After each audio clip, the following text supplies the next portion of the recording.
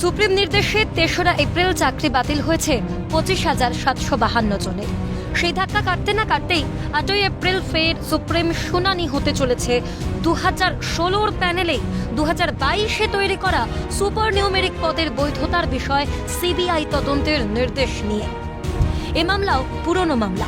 এ নিয়ে কলকাতা হাইকোর্টের রায় চ্যালেঞ্জ জানিয়ে শীর্ষ আদালতের দ্বারস্থ হয়েছিল রাজ্য সরকার। অভিযোগ উঠেছিল 2016 প্যানেলে দুর্নীতির পর অযোগ্যদের বাঁচাতেই এই পদ তৈরি করা হয়েছিল। কি এই সুপার নিউমেরিক পদ এবং 2016 প্যানেলেই বিতর্কিত পদ তৈরি নিয়ে এই মামলার ইতিহাস, চলুন ইতিহাস খানিকটা ঘেঁটে দেখা যাক।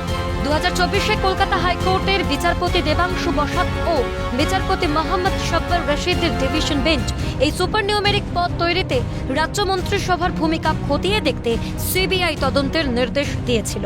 কিন্তু তাতে যদি বিপাকে পড়ে যায় মন্ত্রিসভার হেভিওয়েট সদস্যরা, রাজ্য হাইকোর্টের সেই নির্দেশকে চ্যালেঞ্জ করে ছোটে সুপ্রিম কোর্টে। সুপ্রিম কোর্ট এ বিষয়ে শিক্ষক নিয়োগ বন্ধ রাখার নির্দেশ দেয় এবং মন্ত্রিসভার সদস্যদের হেফাজতে নিয়ে জিজ্ঞাসাবাদের নির্দেশের উপর স্থগিতাদেশ জারি করে। মঙ্গলবার ফের সেই মামলার শুনানি হতে চলেছে দেশের শীর্ষ আদালতে। প্রসঙ্গত, স্কুলে নিয়োগের ক্ষেত্রে হঠাৎ এই সুপার নিউমেরিক পদ তৈরি নিয়ে প্রথম থেকেই তৈরি হয় বিতর্ক। কিসের প্রয়োজনে তৈরি করা হলো অতিরিক্ত এই শূন্য পদ, তা নিয়ে প্রশ্ন ওঠে আদালতে। ঘটনার সঙ্গে জড়িয়ে যায় মন্ত্রিসভা, কারণ রাজ্য মন্ত্রিসভার সুপারিশেই তৈরি করা হয়েছিল অতিরিক্ত 6,861টি শূন্য পদ। 2022 সালের 5ই মে মন্ত্রিসভা বৈঠকে অনুমোদন দেওয়া হয় এই শূন্য পদের। এক্ষেত্রে আদালতের পর্যবেক্ষণ অনুসারে অযোগ্য অবৈধ চাকরি প্রাপকদের সুযোগ দিতেই অতিরিক্ত এই শূন্য পদ তৈরিতে ছাড়পত্র দিয়েছিল রাজ্য মন্ত্রিসভা। তাই মন্ত্রিসভার কোন কোন সদস্য সেই প্রস্তাবে সম্মতি জানিয়েছিল, প্রয়োজনে সিবিআইকে তাদের জেরা করার কথাও জানিয়েছিল আদালত।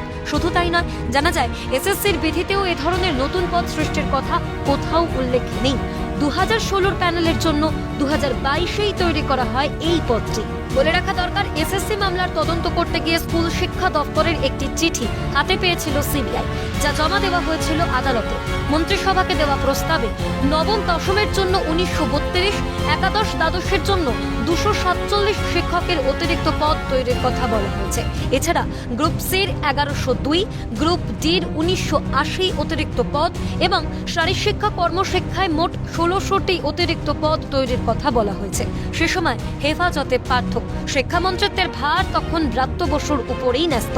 ঐতিহাসিক সুপার নিউমেরিক পদ নিয়ে বিতর্কের অবসান মঙ্গলের শুনানিতে হয় কিনা, রাজ্য মন্ত্রিসভা কি পারবে নিজেদের বাঁচাতে, নাকি বেআইনি কাজে সামিল প্রমাণিত হয়ে পেতে হবে উপযুক্ত শাস্তি, জানতে অপেক্ষা আর কয়েক ঘন্টার।